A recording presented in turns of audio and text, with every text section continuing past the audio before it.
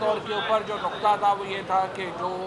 Powers کم کرنے کی بات کہی گئی ہے چیف جسٹس صاحب کی، اس کے اوپر جو سپریم کورٹ کا اکثریتی بینچ ہے، یعنی 15 میں سے 8 ججز بیٹھ کے یہ کیس سن رہے ہیں،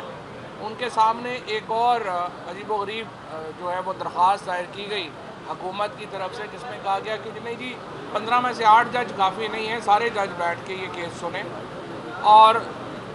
سپریم کورٹ نے آبزرو کیا کہ آپ نے تو اپنے لکھا ہوا ہے کہ اس پہ کہ 3 جج جو فیصلہ کرتے ہیں وہ حتمی ہے بینچ کا، تو آپ خود ہی کہہ رہے ہیں کہ اب فل کورٹ بنائی جائے، تو آپ بتائیے کہ اب کیسے اس کو جو ہے وہ آپ اپنے قانون کے ساتھ کھڑے ہیں یا نہیں کھڑے؟ سو اٹارنی جنرل کے پاس بھی اور نون لیگ کا جو وکیل ہے اس کے پاس کوئی جواب نہیں تھے آج، جس طرح سے جج صاحبان نے انہیں سوال کیا، اور جو اس کے اوپر جس طرح سے ہم دیکھتے ہیں کہ وہ بالکل اس خرگوش کی مانند تھے جو کہ فلڈ لائٹ میں آ جاتا ہے، جب شکاری جاتا ہے نا شکار کرنے، تو وہ فلڈ لائٹ ڈالتے ہیں تو وہ خرگوش وہیں آنکھیں بند کر کے بیٹھ جاتا ہے۔ تو آج یہ جو حکومتی وکلا ہیں ان کا یہی حال تھا۔ ہم یہ دیکھ رہے ہیں کہ پارلیمنٹ کے باہر، سپریم کورٹ کے باہر پارلیمنٹ میں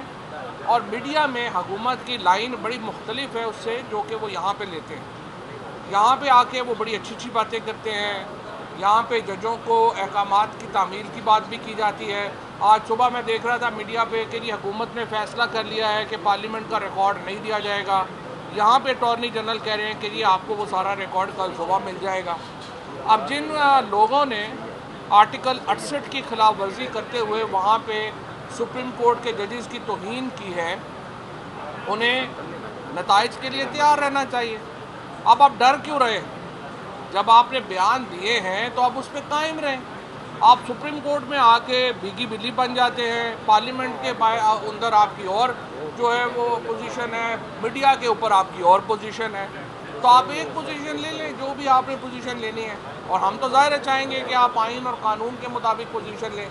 سپریم کورٹ کو بند کر دینے سے حکومت نہیں چل سکتی۔ یہ جو حکومت کا خیال ہے نا کہ وہ چیف جسٹس کو اور ججز کو ان کو بند کر دے گی اور سپریم کورٹ کے ادارے کو بند کر دے گی اور پھر وہ اکیلے گلیاں اوجڑ سنیاں وچ مرزا یار پھرے کی طرح حکومت کرے گی، یہ ملک اس طرح سے نہیں چل سکتا، یہ نظام اس طرح سے نہیں چل سکتا۔